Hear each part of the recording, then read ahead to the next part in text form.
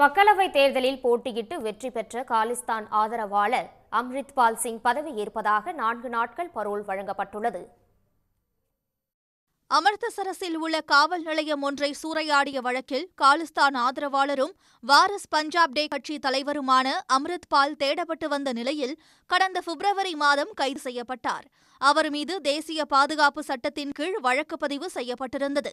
இந்த நிலையில் அசாம் சிறையில் அடைக்கப்பட்டிருந்த அவர் மக்களவைத் தேர்தலில் கதூர் சாஹிப் தொகுதியிலிருந்து சுயேட்சையாக போட்டியிட்டு 1.97 லட்சம் வாக்குகள் வித்தியாசத்தில் வெற்றி பெற்றார்.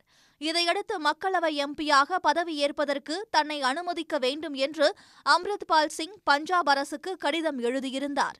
இந்த கோரிக்கை மக்களவை சபாநாயகர் ஓம் பிர்லாவுக்கு அனுப்பி வைக்கப்பட்ட நிலையில் அவரது ஒப்புதலுடன் அம்ரித்பால் சிங்கிற்கு 4 நாட்கள் பரோல் வழங்கப்பட்டுள்ளது.